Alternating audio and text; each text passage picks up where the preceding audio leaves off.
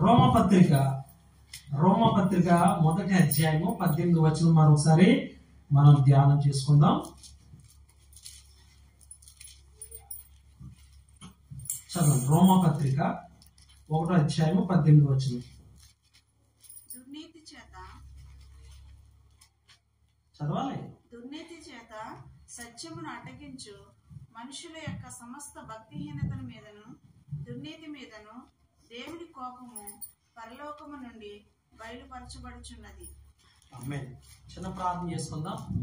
మహాపరిశుద్ధుడు, ప్రేమగల తండ్రి, గొప్ప దేవుడు ప్రభువా, గతించిన పునరుద్ధాన దినం నుంచి మరలా ఈ పునరుద్ధాన దినం వరకు మమ్మల్ని సంఘ విశ్వాసులను సజీవులుగా ఉంచినందుకు మీకు స్తోత్రములు ప్రభు. ఇదిగో నాయన, ఇప్పటి వరకు నాయన పాటల ద్వారా మిమ్మల్ని స్తుతించాం నాయన. ఇప్పుడు వాక్య భాగంలోనికి వెళ్తుండగా ప్రభు నాయన ప్రభు, నీ బిడ్డలు యొక్క మనోనేత్రం తెరిపించి వారి హృదయం తెరిపించు ప్రభు. వినువారై ఉండక నాయన విన్న వాక్యాన్ని వారి హృదయంలో భద్రపరుచుకుని వాక్య ప్రకారం నడుచుకుని గొప్ప జ్ఞానము బిడ్డలకు దయచేయమని యేసు పరిశుద్ధ నామంలో అడిగి వేడుకుంటున్నాం తండ్రి. ఆమేన్. మీ అందరికి నా వందనాలమ్మా. ప్రత్యేకంగా దేవునికి నా ప్రత్యేకమైనటువంటి స్తోత్రాలు తెలియజేసుకుంటున్నాను. గత వారంలో మనము ఇదే విషయాన్ని, ఇదే వాక్యాన్ని మనం ధ్యానించుకున్నాం. ఎలాగంటే భక్తిహీనులపై దేవుని ఉగ్రత, ఇది ఒక టైటిల్ గా మనము మాట్లాడుకుంటున్నాం. చూడండి, దుర్నీతి చేత సత్యమును అడ్డగించు మనుషుల యొక్క సమస్త భక్తిహీనత, తర్వాత భక్తిహీనత మీదను దుర్నీతి మీదను దేవుని కోపము పరలోకము నుండి బయలుపరచబడుచున్నది. చూడండి, సత్యమును అడ్డగించు భక్తిహీనత యొక్క దుర్నీతి, దుష్టత్వము, ఈ 3 విషయాల గురించి మనం మాట్లాడుకున్నాం. ఒకటేంటి? దుర్నీతి. 2 భక్తిహీనత. 3 దుష్టత్వము. ఈ 3 విషయాల గురించి మనం మాట్లాడుకున్నాం. అంటే ఈ లోకంలో ప్రజల యొక్క స్థితిని ఇక్కడ పౌలు గారు తెలియపరుస్తూ ఉన్నాడు. ఈ లోకంలో ప్రజల యొక్క స్థితిని, దేవుని పట్ల ఎలాంటి భక్తి కలిగి ఉన్నారు ప్రజలు అని తెలియపరుస్తూ ఉన్నాడు. సో ఇలాంటి స్థితిలో ఈ 3 రకాల ఆ క్యారెక్టర్ కలిగినటువంటి, ప్రవర్తన కలిగినటువంటి మనుషులకు దేవుడు రక్షణ కల్పిస్తాను అని చెప్తున్నాడు.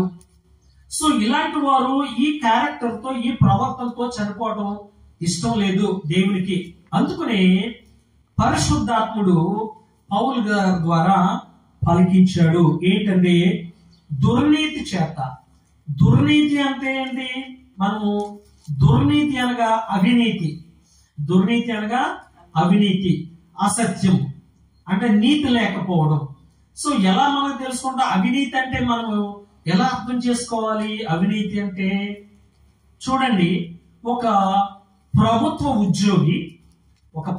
ఉద్యోగి ఉద్యోగం చేస్తూ నెలకు కొంత జీతం అందుకుంటున్నాడు. అవునంటారు కదంటారా? అలాంటి చక్కగా గవర్నమెంట్ వారు, ప్రభుత్వం వారు అతను పనిచేసినందుకు జీతం ఇస్తూ ఉన్నాడు. మరి అలాంటప్పుడు ఆ వ్యక్తి, ఆ ప్రభుత్వ ఉద్యోగి, అందరిని అనట్లేదు, ఉదాహరణగా చెప్పుకుంటున్నాం, ఇది వేరే ఎవరిని ఉద్దేశించి కాదు. ఆ ప్రభుత్వ ఉద్యోగి మరలా ప్రజల దగ్గర లంచాలు తీసుకుంటే దాన్ని ఏమంటారు? అవినీతి అంటారు. అవునా కదా? ఎందుకు? ప్రజలు సేవ చేయడానికి ప్రభుత్వం వారు అతనికి ఉద్యోగంకి జీతం ఇస్తున్నారు. నెలకి జీతం ఇస్తే ఆ జీతాన్ని తీసుకుని పని చేయాలి ప్రజలకు. కానీ ఆ వ్యక్తి ఏం చేస్తున్నాడు? జీతంతో పాటు ఆ ప్రజల దగ్గర లంచం తీసుకుంటున్నాడు. లంచం తీసుకోవడం, దాన్ని ఏమంటారు? అవినీతి. దాన్నే అవినీతి అంటారు. చాలా జాగ్రత్తగా. అంటే ఇక్కడ ఎలాంటిది అంటే దుర్నీతి అనగా అవినీతి. తర్వాత సత్యమును అడ్డగించడం అనగా, సత్యం అంటే ఎవరు? నీ వాక్యమే సత్యం. మనం మాట్లాడుకున్న పోయిన వారు, నీ వాక్యమే సత్యం. ఈ వాక్యం అంటే ఎవరికి పేరుంది? వాక్యం అనగా మరొక ఆయనకి పేరుంది. ఎవరైనా? యేసుక్రీస్తు వారు. యేసుక్రీస్తు వారికి వాక్యం అనే నామకరణం ఉంది. ఇంకోటి ఏమంటాడు, ఆయన అంటాడు, యేసయ్య అంటాడు, నేనే సత్యము జీవము మార్గమునై ఉన్నాను అంటాడు. అంటే ఇప్పుడు సత్యం అని ఎవరు? యేసుక్రీస్తు వారు. అంటే యేసుక్రీస్తు వారిని ఏం చేస్తున్నారు? యేసుక్రీస్తు వారిని ఏం చేస్తున్నారంటే సమస్త భక్తిహీనత మీదను సత్యమును అడ్డగించు మనుషుల యొక్క సమస్త భక్తిహీనత అంటే యేసుక్రీస్తు వారిని అంగీకరించట్లేదు. అంటే సత్యమును అడ్డగిస్తూ ఉన్నారు. అంటే భక్తిహీనత, భక్తికి బదులు ఏం చేస్తున్నారు? భక్తిహీనులు అయిపోతున్నారు.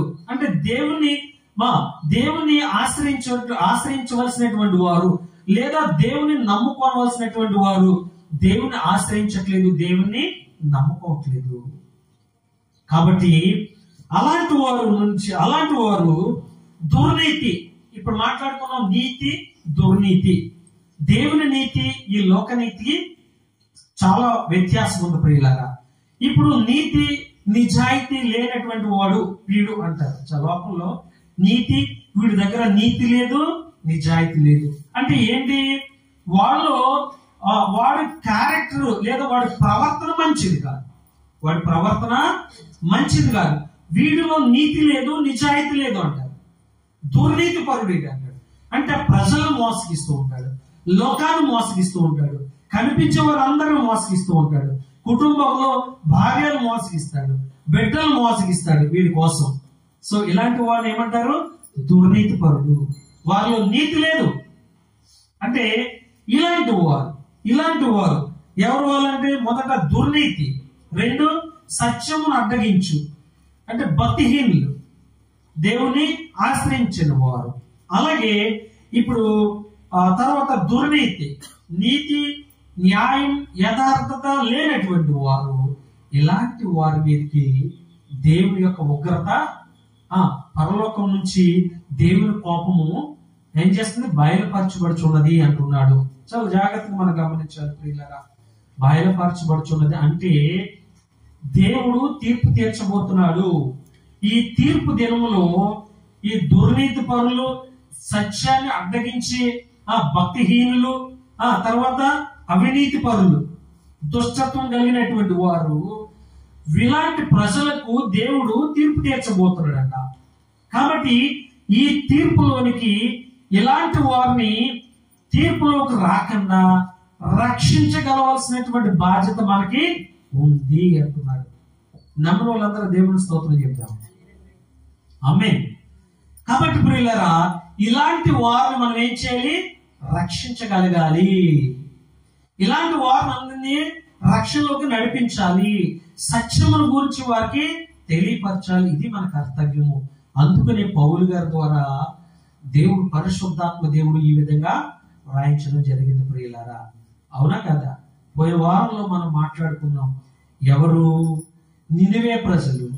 యోనా ఏమనుకున్నాడు? తన జీవితంలో తను ఎలా ఊహించుకున్నాడు? ఈ నినివే ప్రజలు ఎలాగో చనిపోతారు దేవుడు ఉగ్రతకి, కాబట్టి ఆ నినివే పట్టణానికి నేను వెళ్ళకూడదు, ఎందుకంటే అక్కడ ప్రజలు మంచివారు కాదు, కాబట్టి నేను తర్షీష్కి పోవాలి అనుకున్నాడు. కానీ దేవుడు ఏం చేశాడంటే నినివే ప్రజల్ని ఏం చేశాడమ్మా? రక్షించుకున్నాడు. ఎందుకంటే ఏ ఒక్కరూ నశించుకోవడం ఆయనకి ఇష్టం లేదు. అందరూ అందట మారు మనసు పొందాలి, దేవుని కొరకు బ్రతకాలని ఆయన కోరిక ప్రియులారా. అందుకనే ఆయన రాకడ ఆలస్యం అవుతుంది. ఎందుకంటే ఆయన మన కొరకు, ఇంకా రక్షింపబడని వారి కొరకు దీర్ఘశాంతం కలిగి ఆయన చూస్తూ ఉన్నాడు ఈ లోకం వైపు ప్రియులారా. అందుకనే ఆ నినివే పట్టణ ప్రజలు ఒక్క దినంలోనే వారి యొక్క దుర్మార్గతను విడిచిపెట్టారు. వారందరూ కూడా రక్షించబడ్డారు. దేవుడు ఉగ్రత నుంచి వారు తప్పించుకోగలిగారు. మంచి ప్రవర్తించడం ప్రారంభించారు ఒక్క దినంలోనే. మనం ఎన్నో సంవత్సరాల నుంచి చూస్తున్నాం, మన జీవితాలు మారట్లేదు. అందుకనే వారు నినివే ప్రజలు తీర్పు దినమున మనపై నేరస్థాపన చేస్తాను అంటున్నారు. లూకాసు సువార్త 11:30-31 వచనాల్లో. ఎవరు తీయకర్లేదు తెలుసా? ఈ సత్యం తెలుసా ప్రియులారా? గ్రహించుకోవట్లేదు మనము. కాబట్టి ఆ తర్వాత సౌలు గారు మరి అనని ఏమన్నాడు సౌలు గారి విషయంలో? వీడు దుర్మార్గుడు, వీడు మమ్మల్ని చంపడానికే ఇక్కడికి వచ్చాడు అని దేవుడు ఆ అననీయ గారితో మాట్లాడుతుంటే దేవునితో పలికినటువంటి సందర్భము అనని ఇది. అప్పుడు దేవుడు అన్నాడు, అతనికి నేను రక్షణ ఇచ్చానంటే అతను నేను నా పని నిమిత్తం ఇక నుంచి నేను అతన్ని వాడుకుంటున్నాను, నా పని కొరకు అతను ఎన్ని శ్రమలైనా అనుభవిస్తాడు అని చెప్తూ, అననీయ నువ్వు వెళ్ళు అతనికి బాప్తిస్మీ అన్నప్పుడు అననీయ అంటున్నాడు సౌలుతో, అంటే అప్పటికి ఇంకా పౌలుగా మారలేదు, సౌలా సహోదరుడా. ఎంత గొప్ప ప్రేమ పిలుపండి. ఈ రోజున మన మధ్యన దేవుడు గొప్ప అద్భుత కార్యాలు చేస్తున్నాడు.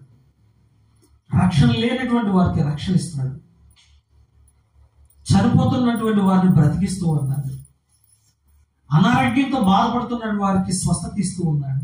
అంతకంటే భాగ్యం ఏముందని కేవలం మనము ఆయన పట్ల విశ్వాసం ఉంటే చాలు. ఆయన మనల్ని పోషించే దేవుడు. ప్రియులారా, అననీయ సహోదరుడు అంటున్నాడు అంటే ఆ యొక్క స్థితి మారిపోయింది, ఆయన జీవితం మారిపోయింది, పౌలు గారి జీవితం మారిపోయింది, పౌలు గారు రక్షించబడ్డారు. కాబట్టి ప్రియులారా, ఆ యొక్క స్థితి ఎంత గొప్పదో, రక్షణ పొందుకున్నటువంటి స్థితి ఎంత గొప్పదో, ఆ ప్రేమ ఎంత గొప్పదో, ఆ ఐక్యత ఎంత గొప్పదో అక్కడ ఎంతో స్పష్టంగా రాయడం జరిగింది. ఈ రోజున నశించిపోతున్నటువంటి వారి కొరకు యేసుక్రీస్తు వారు వెదక రక్షించడానికి భూమి మీదకి తన మహిమను విడిచిపెట్టి, పరలోక రాజ్యాన్ని విడిచిపెట్టి, మనలాంటి దీనుల కొరకు, మనలాంటి పాపాత్ముల కొరకు మరి ఈ భూలోకానికి నరవతారిగా ఒక మానవ రూపంలో మానవ శరీరం దాల్చి, ఈ పాప శరీరం దాల్చి భూలోకానికి రావడం జరిగింది. ప్రియులారా, ఒక్కసారి యేసుక్రీస్తు వారి గురించి, ఆయన గొప్పతనం గురించి మనం ఆలోచించుకుందాం. మన స్థితి ఏంటో తెలుసుకుందాం. ప్రియులారా, మనం ఎంత విశ్వాసంతో బ్రతకాలి ఈ లోకంలో నేర్చుకుందాం. చూసారా, అంటే తీర్పులోకి రాకుండా మనం ఏం చేయాలంటే రక్షించబడాలి. ఒకవేళ తీర్పులోకి వస్తే కనుక మనకి నరకంలోకి, నిత్య నరకానికి వెళ్ళిపోతాం. ప్రియులారా, ఆ నిత్య నరకం నుంచి తప్పించుకోవడమే మన జీవితం, మన ఆశయం, మన నిరీక్షణ, మన గోల్ ఏమైనా కానివ్వండి ప్రియులారా. కాబట్టి దేవుని కొరకు యథార్థంగా బ్రతుకుతాం, నీతిగా బ్రతుకుతాం, దుర్నీతిగా బ్రతకొద్దు, దుష్టుడిగా బ్రతకొద్దు, భక్తిహీనతగా బ్రతకొద్దు. భయభక్తులు కలిగి దేవుని నమ్ముకుని దేవుని కొరకు భయభక్తులుగా బ్రతుకుతాం. దేవుని మహిమకు కీర్తి తెచ్చే బిడ్డలుగా ఉందాం. దేవుని ఎదుట పరిశుద్ధులుగా నిర్దోషులుగా బ్రతుకుదాం, దోషులుగా బ్రతకొద్దు ప్రియులారా. అంటే శరీర కార్యాలు విడిచిపెడతాం. ఎందుకంటే ఇది పాప నియమంతో కూడుకున్నటువంటి శరీరం. ఇది ఆత్మ నియమంలో నడుచుకుందాం, దేవుని కొరకు బ్రతుకుతాం, దేవుడు సంతోషపరిచే బిడ్డలుగా బ్రతుకుతాం. ప్రియులారా, మీరెవ్వరూ కూడా తీర్పులోకి రావడం నాకు ఇష్టం లేదు. ఎందుకంటే నిజమైనటువంటి యథార్థమైనటువంటి భక్తి పరులుగా ఈ లోకంలో మీరు జీవించాలి. మిమ్మల్ని చూసి అనేక మంది రక్షించబడే స్థితి మీకు రావాలని నేను వాక్యం ద్వారా కోరుకుంటున్నాను ప్రియులారా. కాబట్టి ఇక్కడ తీర్పు ఉంది చెప్తున్నాడు. అదే పరలోకం నుంచి దేవుని కోపము రగులుకుంటుంది అన్నాడు. అంటే తీర్పు ఉంది, తీర్పు గురించి మాట్లాడుతున్నాడు. ఆ తీర్పు ఉందా లేదా, ఆ తీర్పు ఎలా ఉంటుంది అని కొన్ని విషయాలు మనం బైబిల్ గ్రంథం నుంచి మరికొన్ని విషయాలు మనం తెలుసుకుందాం ప్రియులారా. యోహాను సువార్త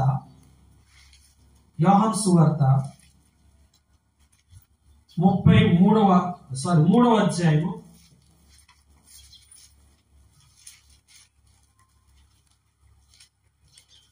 3వ అధ్యాయము 18 నుంచి 21 వచ్చిన వరకు మనం ఒకసారి చదువుకుందాం. ఆయన యందు విశ్వాసం ఉంచు వారికి తీర్పు తీర్చబడదు. చాలు చూడండి, ఎవరైతే దేవుని పట్ల విశ్వాసం కలిగి దేవుని కొరకు ఈ లోకంలో జీవిస్తారో వారికి తీర్పు ఉండదంట. తీర్పు ఏంటి? నేరం చేసిన వాళ్ళకే కదా తీర్పు. నేరం చేయని వారికి తీర్పు ఉండదు కదా. మన పోలీసు కేసు ఫైల్ చేయడు, ఆ కేసుని కోర్టుకి అప్పగించడు నేరం లేకపోతే. అంతే కదా? అవునా కాదంటారా? అవునంటారా కాదంటారా? అవునంటారా కాదంటారా? అలాగా చెప్పండి, సమాధానం ఉంది, నాకు కావాలి. ఎస్. ఎందుకంటే ఇప్పుడు మనము నిరపరాధులు, ఏ నేరం చేయలేదు, లోకం సరే ఒకసారి మాట్లాడుకుందాం.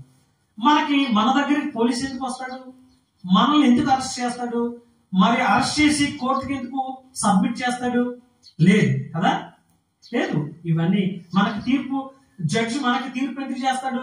అసలు మనకు సంబంధం లేని విషయం ఇది. కానీ ఈ లోకంలో మనము దేవుని యొక్క వాక్య ప్రకారము మనం అందరం కూడా పాపులమే. మనం అందరం కూడా తప్పు చేసాం, నేరం చేసాం. కాబట్టి నేరం చేశాం కాబట్టి నేరస్తులకు దేవుడు శిక్ష విధిస్తూ ఉన్నాడు. అర్థమైందా? దేవుడు నేరస్తులు కాబట్టి మనము శిక్ష విధిస్తానంటున్నాడు. కాబట్టి శిక్ష పడితే తీర్పు జరుగుతుందా లేదా? ఎస్. ఆ తీర్పు రోజున ఎలాంటి నేరం చేశావు, ఆ నేరానికి తగ్గ శిక్ష ఏంటి అని జడ్జి గారు నిర్ణయిస్తాడా లేదా? ఎస్. అలాంటి సందర్భం అంటే ఈ లోకంలో మన అందరము తప్పు చేసాం. ఈ తప్పును సరి చేసుకోవడానికి మనం ఏం చేయాలి? మన పాపాలని దేవుని ఎదుట ఒప్పుకోవాలి. ఒప్పుకున్న తర్వాత మనము బాప్తిస్మము తీసుకోవాలి. అప్పుడు మనం రక్షించబడినట్టు. మరి మనపై ఇక ఏ నేరమో లేదు. కాబట్టి ఎవరైతే ఇంకా రక్షించబడలేదో వారందరూ కూడా పాపము చేశారు కాబట్టి, మరి పాపం చేశారు కాబట్టి వారు రక్షించబడలేదు కాబట్టి వారికి తీర్పు ఉంది. అవునా కదా? నేరస్తులకి తీర్పు ఉంటుందా ఉండదా? నేరస్తులకి తీర్పు ఉంది. అదే చెప్తున్నాడు ప్రియులారా. ఇక్కడ చూసారు ఎంత స్పష్టంగా మీకు అర్థం అవడానికి చెప్పాను. దేవుని మాటలు ఎంత విలువైనవో, శ్రేష్టమైనవో. ఆయన యందు విశ్వాసం ఉంచే వారికి తీర్పు తీర్చబడదు. మరి ఎవరికి? విశ్వసింపని వాడు దేవుని అద్వితీయ కుమారుని యందు నామమందు విశ్వాసం ఉంచలేదు కనుక వారికి ఇంతకు మునిపే తీర్పు తీర్చబడిను. ఇంతకు మునిపే తీర్పు తీర్చబడిందంట. ఇక్కడ ఒకసారి వివరంగా చూసుకుంటే జాగ్రత్తగా వినాలి మీరు ప్రియులారా. ఇప్పుడు బైబిల్ వైపు చూడకండి, నా వైపు చూడండి. చూడండి, తీర్పు తీర్చబడు. విశ్వసింపని వాడు అనగా దేవుని నమ్మనటువంటి వాడు, ఇంకా రక్షణ పొందుకోలేనటువంటి వాడు విషయంలో దేవుడు ఏం చెప్తాడంటే, దేవుని అద్వితీయ కుమారుని నామమందు విశ్వాసం ఉంచలేదు. అంటే దేవుని కుమారుని పట్ల విశ్వాసము ఉంచలేదు. ఎవరైతే ఇంకా దేవుని అంటే యేసుక్రీస్తు వారి పట్ల విశ్వాసము కలిగి ఉండలేదో లేదా విశ్వాసం ఉంచలేదో కనుక వారికి ఇంతకు మునిపే తీర్పు తీర్చబడిను. దేవునికి స్తోత్రం కలుగును గాక. అంటే ఇప్పుడు ఎవరైతే యేసుక్రీస్తు నామమును అంగీకరించలేదో, ఎవరైతే యేసుక్రీస్తు నామములో బాప్టిస్మం తీసుకోలేదో, రక్షణ పొందలేదో వారందరూ కూడా తీర్పులోనే ఉన్నారు. అర్థమైందమ్మా? స్పష్టంగా చెప్తుంది.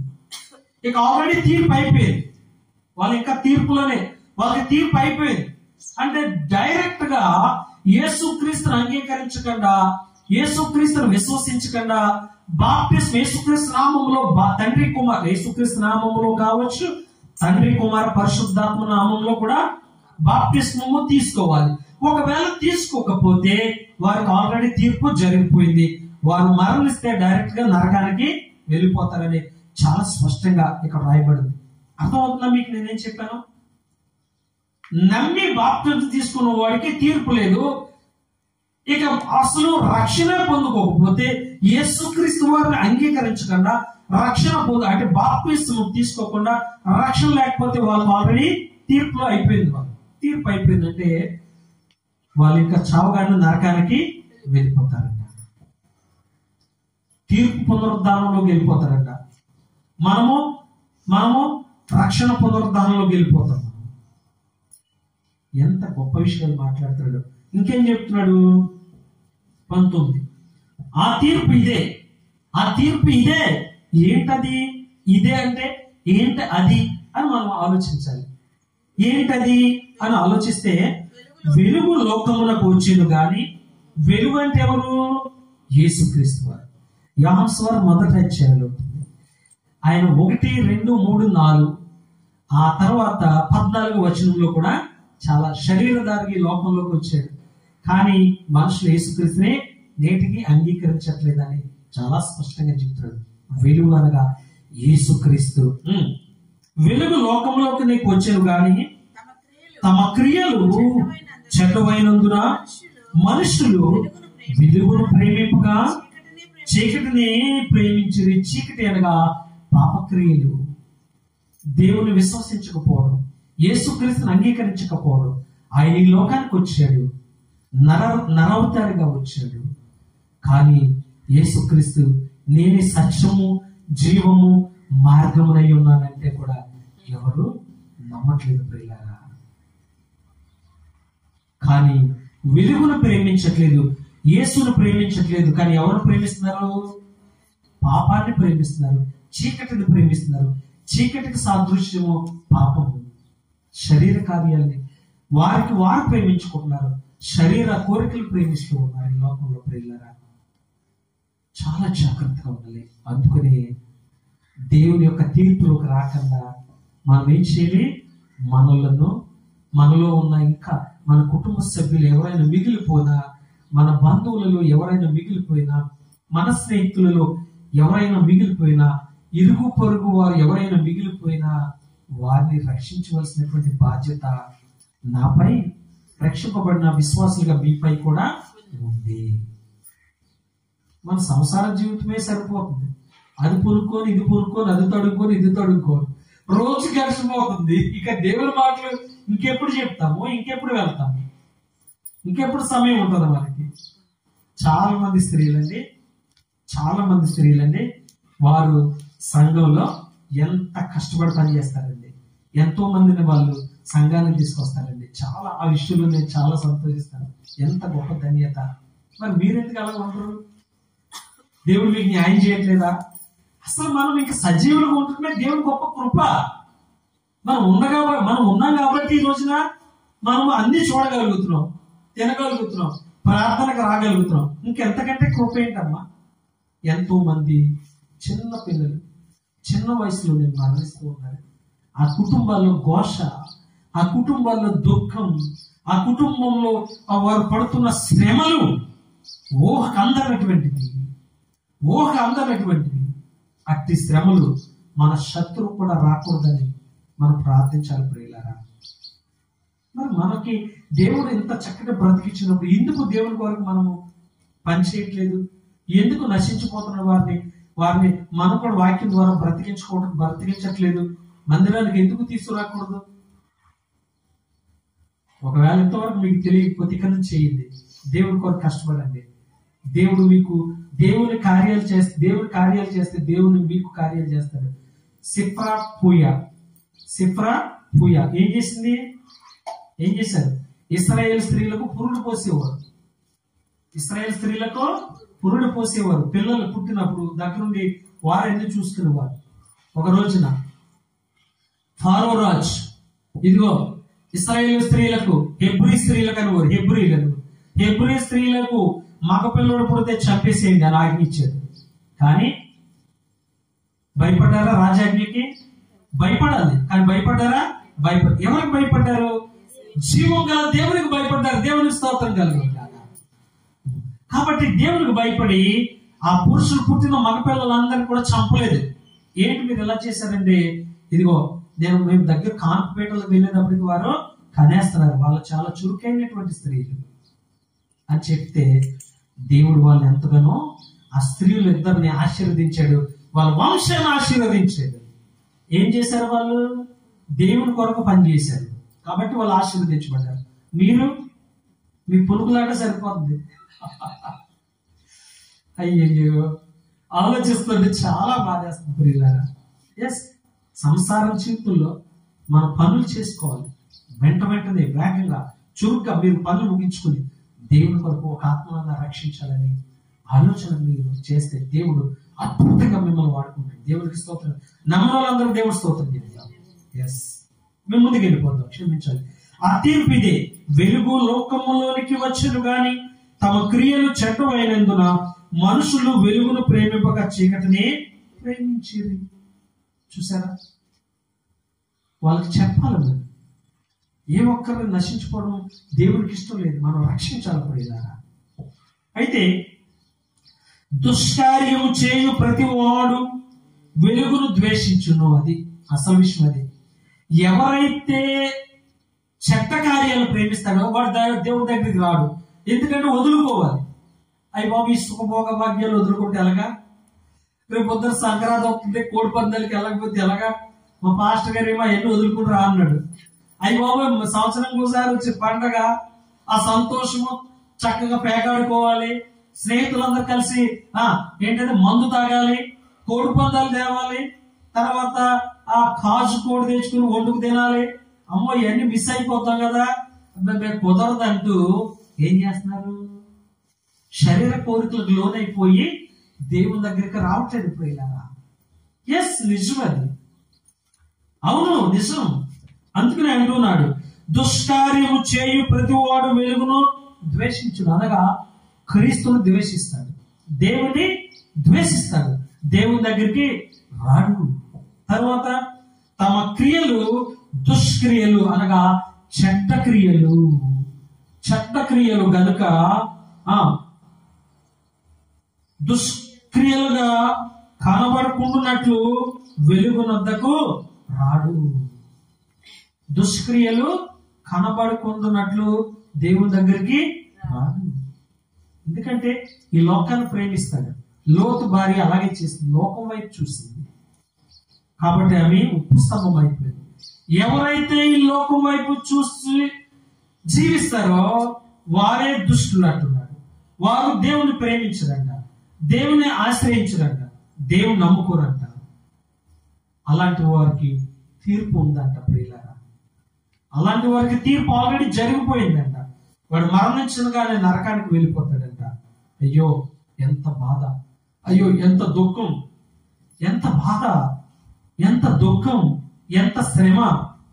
పోయిన వారం మాట్లాడుకున్నాం, వేసవ కాలంలో వచ్చే ఇప్పుడు చలికాలంలో త్వరపడ్డాం, రాబోయేది వేసవ కాలం. ఇప్పుడు బాగానే ఆనందంగా ఉంటాం. మార్చి వచ్చేటప్పటికి అస్సు ఉస్సు అంటూ ఉంటాం, అస్సు ఉస్సు అంటూ ఉంటాడు. అయ్యో కరెంట్ తీసేసాడు, అయ్యో నరకం, ఒక పక్కన దోమలు చలగాటు, ఒక పక్కన గాలి ఉండదు, ఒక పక్కన ఇల్లు వేడెక్కిపోయి ఉంటాయి. అదే నరకం. దీనికే ఇంత శ్రమ పడిపోతే రాబోయే నరకంలో అగ్ని ఆరదు, ఆత్మ చావదు. అక్కడ ఎంత భయంకరంగా ఒక స్థితి, మన స్థితి ఉంటుందో ఆలోచించుకోండి అమ్మా. బ్రతకుండగానే ఆలోచించుకోండి. ఆ స్థితి నుంచి మనం తప్పించుకోవాలి. కాబట్టి సత్యవర్తునుడైతే సత్యం అనగా యథార్థవంతుడు, దేవుని పట్ల భయభక్తులు కలిగినటువంటి వాడు.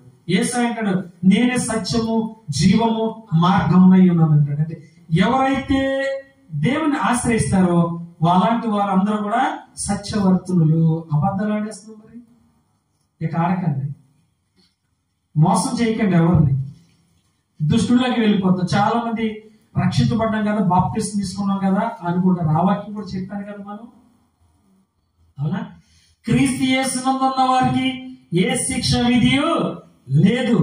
కానీ నువ్వు మరల బయటకు వచ్చేస్తే, రక్షణ జీవితం నుంచి బయటకు వచ్చేస్తే నువ్వు మళ్ళీ పాపాత్ముడే, రిపీట్ అయిపోతుంది ఈ పాపం.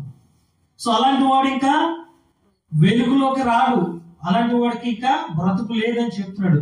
ఎబ్రీ పత్రిక 6:3-4-5 వచనాల్లో తీకండి ఎవరు కూడా. చాలా జాగ్రత్త ఉండాలి. మన రక్షణ జీవితాన్ని చనిపోయే చివరి వరకు మనము కాపాడుకోవాలి. ఇంకేమంటున్నాడు చూడండి, సత్యవర్తుడైతే తన క్రియలు దేవుని మూలముగా చేయబడి ఉన్నవని ప్రత్యక్షపరచబడినట్లు వెలుగునొద్దకు వచ్చును. దేవునికి స్తోత్రం కలుగును గాక. ఎంత చక్కటి మాట అండి. సత్యవర్తుడైతే తన క్రియలు అంటే ఇప్పుడు ఎవరైతే సత్యంగా యథార్థంగా నడుచుకుంటున్నారో మన మన క్రియలు దేవుని మూలంగా చేయబడి ఉన్నవి. దేవుని మూలంగా చేయబడి ఉన్నవని అంటే చేయబడి ఉన్నవి. ఎవరి ద్వారా ఈ సత్యక్రియ ఉంది? జాగ్రత్త గమనించాలి. ఇక్కడ సత్యవర్తుడైతే తన క్రియలు అంటే సత్క్రియలు ఎవరి ద్వారా చేయబడుతున్నవి? సత్క్రియలు దేవుని ద్వారా. దేవునికి స్తోత్రం కలుగును గాక. ఎందుకు మనము దేవుని ఆశ్రయించాం, దేవుని విశ్వసించాం, సత్యాన్ని స్వీకరించాం. అంతే కదండి, అంతే కదా. సత్యాన్ని అడ్డగిస్తున్నామా? భక్తిహీనులమా? నో, భక్తులం, దేవుని భక్తులం మనం. కాబట్టి మనం యథార్థవంతులుగా జీవించాలి. యథార్థవంతులు సత్యవర్తుడు అయితే అనగా యేసు ప్రభువును అంగీకరించిన వాడైతే తన క్రియలు దేవుని మూలంగా చేయబడి ఉన్నవని ప్రత్యక్షపరచునట్లు వెలుగునొద్దకు వచ్చును. ప్రత్యక్షపరచబడాలి మనలో క్రియలు, మంచి క్రియలు మనలో ఏంటండి? మనలో ప్రత్యక్షపరచబడాలి. ప్రార్థనకు వచ్చేస్తున్నారు, క్రియలు ఏంటమ్మా మారట్లే. ఎందుకంటావు? కారణం ఏంటో ఏమ్మా? మాటకు మాట బలి అందిస్తారు వాళ్ళు. యాక్చువల్లీ చాలా మంచిది, అలా యాక్టివ్ ఉండాలి, మాటకు మాట అందించాలి. ఎందుకు చేయలేకపోతున్నావు? ఇప్పుడు మంటలో పడితే కాలిపోతామని తెలుసు, నీటిలో పడితే ఈత రాకపోతే చస్తామని తెలుసు. నాకు ఈత వచ్చాడు, నా మట్టుకు నేనైతే ఈదుకుంటా రాగాలి. ఎవడమ్మా నా కాళ్ళు పెట్టుకున్నాడంటే నేను ఈదుకు రాలేదు. నేను మునిగిపోతాను, అతను మునిగిపోతాను. సరే, మరి చావు ఉందని తెలుసు కదా, మరి రోడ్డుకి అడ్డంగా వెళ్తామా? మన హైవే ఉంది కదా, ఇక్కడ హైవే ఉంది. ఆ రోడ్డుకి మధ్యలో బండేసి వెళ్తే ఊరుకుంటుందా? వెనకాల వచ్చి లారీలు, బస్సులు గుద్దుకు వెళ్ళిపోతారు. ప్రమాదం అని తెలిసి ఎక్కడి నుంచి వెళ్తాం? Walk always left side of the road. అవునా? రూల్స్ తెలుసు కదా. ఎడమ చేతి వైపు ఫుట్ పాత్ మీద నడవాలి, ఎడమ చేతి వైపు. వెళ్ళకపోతే కుడి చేతి వైపు వెళ్తే వచ్చి గుద్దేంత ఎదురు వచ్చింది, కేసు ఉంటుంది. ఇంకా మీకు అర్థమవుతుందా? అంటే నీ ప్రాణాన్ని రక్షించుకోవడానికి అవి పాటిస్తావు. నీటిలో దూకు, గోదావరి పక్కన ఉంది కదా, ఎందుకు దూకితే చచ్చిపోతాం బాబోయ్ అంటారు. అవునే కదా. పోనీ మంటలో చేయి పెడతావా? పెట్టవు. ఎందుకు? అమ్మో కాలిపోద్ది, అమ్మో చెయ్యి మొత్తం పోడైపోతా, అందమంతా పోద్ది. మరి నరకంలో పడేస్తానంటే నువ్వు ఎందుకు అర్థం చేసుకోవట్లేదు? ఆత్మ నరకంలో పడేస్తానంటే మనం ఎందుకు అర్థం చేసుకోవట్లేదు? కాబట్టి ప్రియులారా, అస్సలు ప్రమాదం ఎక్కడుంది? నరకంలో ఉంది. పరలోకంలో ఉందా? సంతోషం. నరకం, అక్కడ తప్పించుకోవడానికి మనం ప్రయత్నించాలి. ఇవి కాదు, ఈ ప్రమాదాలు మనం ఏం చేయలేవు. ఆ ప్రమాదాల నుంచి తప్పించుకోవడానికి మనము ప్రయత్నించాలి ప్రియులారా. కాబట్టి సత్యవర్తుడైతే తన క్రియలు దేవుని మూలంగా చేయబడి ఉన్నవని ప్రత్యక్షపరుచినట్లు వెలుగునొద్దకు వచ్చును. మనం అందరం వెలుగునొద్దకు రావాలి. కాబట్టి ప్రియులారా, సత్యం కోసం మనం బ్రతకాలి. సత్యం అంటే సత్క్రియలు అనగా మంచి క్రియలు మనం ఈ భూమి మీద చేయాలి. ఎందుకు? రక్షించబడ్డాం, ఈ లోకము నుంచి మనము వేరు చేయబడినాం. కాబట్టి మనము దేవుని కొరకు నమ్మకంగా బ్రతకాలి. ఇంకొక విషయం చూసుకుందాం. ఇంకొక విషయం, 2వ దశలోనికి రాసిన పత్రిక 2వ అధ్యాయము, 2వ దశలోనికి రాసిన పత్రిక 2వ అధ్యాయము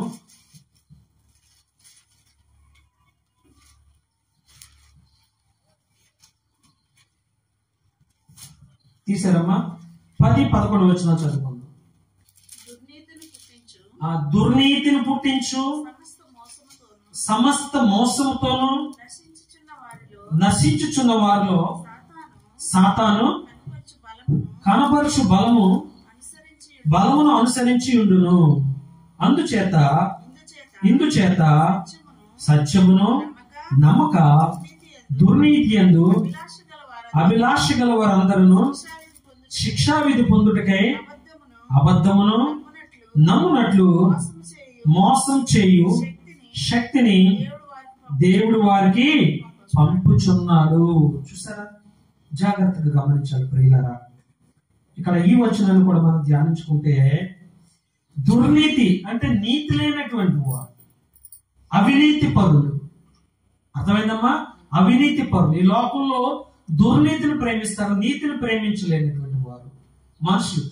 అంటే దేవునికి దూరంగా ఉన్నటువంటి వారు, దేవుని నమ్ముకోనటువంటి వారు, దేవుని ఆశ్రయించినటువంటి వారు, భక్తిహీనులు, దుర్మార్గులు, దుష్టులు అనే ఇక్కడ చెప్తూ ఉన్నారు. ఇలాంటి వారు దుర్నీతిని పుట్టించు సమస్త మోసముతోను, సమస్తము అన్ని విషయాలు మోసమే. మీరు అన్ని విషయాల్లో మోసగాలే. సమస్త మోసముతోను నశించుచున్న వారిలో సాతాను కనపరచు బలము అనుసరించి ఉండును. అంటే ఇప్పుడు వీరిలో ఎవరి బలం ఉంది? సాతాను బలం ఉంది. సాతాను వారిని బలపరుస్తున్నాడు. ఏంటి? దుర్నీతితో బలపరుస్తున్నాడే. మీకు ఇది జీవితం బాగుంటుంది, ఇదిగో ఈ బ్రతుకులో ఇవి ఆనందించాడు, మరలా రెండో బ్రతుకు మీకు లేదు అని అసత్యంలోకి నడిపిస్తున్నాడు. గమనించుకోవాలి ప్రియులారా. సో వారు ఏం చేస్తున్నారు? దుర్నీతిని ప్రేమిస్తున్నారు. సో ఇది ఎవరిది అంటే సాతాను కనపరచు బలమును అనుసరించి యుద్ధము. కాబట్టి చాలా జాగ్రత్తగా ఉండాలి. దుర్నీతి నుంచి మనం ఏం చేయాలి? మారిపోవాలి. నీతిపరులుగా, నీతిమంతులుగా మారిపోవాలి. అర్థమవుతుందా? ఆయన. కాబట్టి ఇందుచేత సత్యమును నమ్మక, చూసారా, సత్యాన్ని నమ్మరు, యేసుక్రీస్తు వారిని నమ్మరు. ఎందుకు? సత్యము అంటే సత్ప్రవర్తన అందరూ ఇష్టపడరు, మంచిగా బ్రతకాలనుకోరు. మానవ స్వభావమే పాపం. ఆ పాప స్వభావం నుంచి మనము విడుదల పొందుకున్నాం. కాబట్టి సత్యాన్ని అనుసరించి వాక్య ప్రకారంగా మనము జీవించాలి. ఇది గొప్ప ధన్యత. అందుకని ఇక్కడ ఏం చెప్తాడంటే, ఇందుచేత సత్యమును నమ్మక దుర్నీతి యందు అభిలాష, అంటే ఆశ గలవారు అందరూ శిక్షా విధి పొందుటకై ఏం చేస్తారంట? అబద్ధమును నమ్మునట్లు మోసం చేయు శక్తిని దేవుడు వారికి పంపుచున్నాడంట. మోసం చేయు శక్తి దేవుడే పంపేస్తున్నాడంట. ఎందుకు? వారు ఎలాగో సత్యాన్ని ప్రేమించలేకపోతున్నారు, దేవుడు నమ్ముకోవట్లేదు. కాబట్టి దేవుడే వారిని అసత్యానికి పంపేస్తాడంట. అమ్మో, ఎంత బాధాకరమైన విషయం. ప్రభువా, వద్దు తండ్రి, ఈ ప్రమాదం నుంచి నన్ను రక్షించు ప్రభువా అని ఏం చేయాలి? మనము దేవుని వేడుకోవాలి. నినివే పట్టణస్థుల విషయంలో వారు చేసినటువంటి పాపములను బట్టి వారు చంపేయాలనుకున్నాడు. ఎప్పుడైతే వారు పశ్చాత్తాపడ్డారో, వారు దుర్మార్గతను, పాపాన్ని విడిచిపెట్టారు, వారు అందరూ రక్షించబడ్డారు. అలాగే ఇక్కడ సేమ్ ఇదే వాక్యం ఇక్కడ చాలా తేటగా ఉంది. కాబట్టి సో శిక్షా విధి పొందుటకై అబద్ధమును నమ్మునట్లు మోసం చేయు శక్తిని దేవుడు వారికి పంపుచున్నాడు. అయ్యో, ఇలాంటి అబద్ధం పొందుకునే శక్తి నాకు వద్దు ప్రభువా. ఇదిగో ఇలాంటి దుర్నీతి బ్రతుకు నాకు వద్దు ప్రభువా. సత్యం నేను అడ్డగించిన ప్రభువా. భక్తిహీనుడిగా నేనున్నాను ప్రభువా. దుష్టుడిగా ఉన్నాను ప్రభువా. దుర్నీతిగా చేయను ప్రభువా. ఇదిగో నేను నమ్ముకుంటాను ప్రభువా. నన్ను రక్షించు, ఈ పాపిని రక్షించు ప్రభువా అని వేడుకుంటే దేవుడు రక్షిస్తాడు ప్రియులారా. అందుకనే మనము చాలా జాగ్రత్తగా దేవుని కొరకు బ్రతకాలి. ఇంకెవరైతే రక్షణ పొందుకోలేదో వారందరూ రక్షింపబడలాగా మనం ప్రార్థన చేద్దాం. అంతేకాదు, వారికి సువార్తను మొదటగా ప్రకటిద్దాం. ప్రకటించిన తర్వాత వారి గురించి ప్రార్థిద్దాం. మరొకసారి వాక్యాన్ని జ్ఞాపకం చేసుకుందాం. దుర్నీతి చేత సత్యమును అడ్డగించు మనుషుల యొక్క సమస్త భక్తిహీనత మీదను, దుర్నీతి మీదను దేవుని కోపము పరలోకము నుండి బయలుపరచబడుచున్నది. కాబట్టి ఆ యొక్క తీర్పు నుంచి, ఆ ఉగ్రత నుంచి అనేక మందిని మనం రక్షిద్దాం. దేవునికి సహాయకుడిగా ఉందాం. దేవునికి ఇష్టడుగా బ్రతుకుతాం. ఇలాంటి దుష్టత్వం నుంచి, దుర్నీతి నుంచి, భక్తిహీనత నుంచి వారిని కాపాడుకున్న కొంతమంది దేవుడు తన పరిశుద్ధ మాటలను దీవించి ఆశీర్వదించును గాక. ఆమేన్.